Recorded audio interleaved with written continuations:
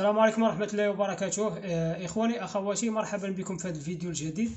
اليوم غادي نهضروا على واحد الموضوع مهم بزاف كيهم كل واحد باغي يشري دار أو بارطما بدعم السكن. قبل ما تفرح بالفلوس سواء 10 المليون ولا 7 المليون، خاصك تعرف الشروط والقوانين باش ما توقعش في مشاكل مع الدولة من بعد. غادي نشرح لك خطوة بخطوة كل صغيرة وكبيرة مع أمثلة حقيقية ونصائح عملية باش تولي الدار ديالك 100% وباسمك وبلا مشاكل مع الدولة.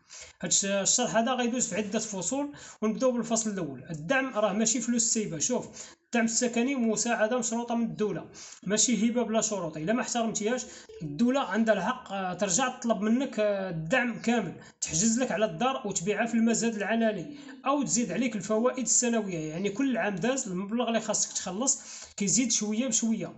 مثال بسيط، خديتي 10 المليون دعم في الشقه ديال 25 مليون، من بعد 5 سنين اكتشفوا انك كريتيها او خليتيها خاويه او درتي فيها شي مشروع، ولا حتى سكنتي فيها شي واحد فابور من العائله بدون سبب قانوني. هنا الدوله تقدر تقول لك رجع لي 10 المليون زائد الفوائد ديال 5 سنين. يعني ممكن يولي خصك تخلص واحد 11 ولا 12 مليون. الفصل الثاني، السكن الرئيسي. اهم شرط، الدار اللي شريتي بالدعم خاصك تسكن فيها. يعني ما تكريهاش، ما تخليهاش خاويه، ما تخلي حد من العائله يسكن فيها بلا سبب قانوني. امثله واقعيه، ساكن مع مراتك وبغيتي تكري الدار، هادشي هذا ممنوع. ساكن مع والديك وشريتي دار بالدعم وخليتيها خاويه، حتى هي ممنوع. او لا استعملتيها لشي مشروع تجاري، راه ممنوع. الا درتي هاد الاخطاء الدوله تقدر تطلب منك ترجع الدعم، ترجع ليها الدعم كامل، او تحجز لك على الدار وتبيعها. دابا ندوزو للفصل الثالث. خاص ما تكونش عندك دار اخرى باسمك. يعني الدعم كيتعطى اللي فعلا ما عندوش دار. مثلا ساكن في دار الوالدين، مسموح تاخذ الدعم. عندك دار باسمك ما تقدرش تاخذ الدعم. خديتي قبل سكن اقتصادي ب 20 او 25 مليون، ما تقدرش تعاود تستافد من الدعم هذا ديال 10 ولا 7. دابا نشوفوا الفصل الرابع، الشروط ديال الدار نفسها.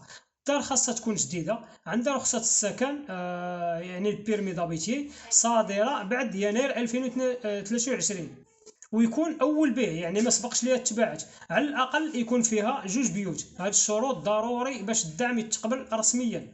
ندوزو للفصل الخامس، طريقة الاستفادة خطوة بخطوة. كتمشي للموقع ديال دعم السكن، كتعمر الطلب بالمعلومات ديالك، المنصة كتراجع الشروط إلى قبلو، كدوز عند النوطير كيدير عقد البيع بينك وبين صاحب الدار. الدعم كيتحول من الدولة للنوطير ومن بعد لصاحب المشروع، وانت كتكمل الفرق من جيبك. دابا المبالغ حسب سعر الدار، غادي نشوفوا اقل من 30 مليون. هنا الدوله كتعطيك الدعم ديال 10 المليون، واذا كان الثمن ديال الدار ما بين 30 و 70 مليون، الدوله راه كتعطيك الدعم ديال 7 المليون. دابا غادي نشوفوا الفصل السادس، الرهن ومدة الخمس سنين. منين تشري الدار بالدعم الدولة كدير عليها رهن ليبوتيك. الرهن كيبان في شهادة الملكية، كتمنعك الدولة من البيع الكراء والتنازل المدة ديال 5 سنين. الهدف من هذا الشيء كامل ضمان يعني الفلوس اللي عطاتك الدولة. الفصل السابع، رفع الرهن بعد 5 سنين. منين تكمل 5 سنين وانت ساكن في الدار، كتمشي لإدارة الضرائب وكتقدم طلب ديال رفع الرهن، وكدي معاك الأوراق المطلوبة. هاد الأوراق هذه كاينه سيدي عقد البيع، شهادة الملكية، لاكارت فيها نفس العنوان، فواتير الموضوع باسمك، وصل الضريبة عن النظافة. غادي نعطيك واحد النصيحة مهمة، ملي تشري الدار بدل العنوان في البطاقة الوطنية، خلي الموضوع باسمك باش في الاخر ما تلقاش مشاكل. ندوزو للفصل الثامن، تحذيرات مهمه. رد البال، ما تبيعش الدار قبل من 5 سنين، وما تكريهاش، وما تخليهاش خاويه، وما تستخدمهاش لاي مشروع. وما تنساش تبدل العنوان وخلي الفواتير باسمك كيف ما قلنا. والا ما درتيش هاد الشروط الدوله تقدر ترجع تطلب لك الدعم كامل زائد الفوائد السنويه. دابا غادي نشوفوا الفصل التاسع بالنسبه للخاص بمغاربه الخارج. حتى المغاربه اللي عايشين برا الا شراو دار بالدعم خاصهم يثبتوا انها السكن الرئيسي ديالهم في المغرب، يعني يبدلوا العنوان في البطاقه الوطنيه المغربيه باش ما يضيعوش حقهم.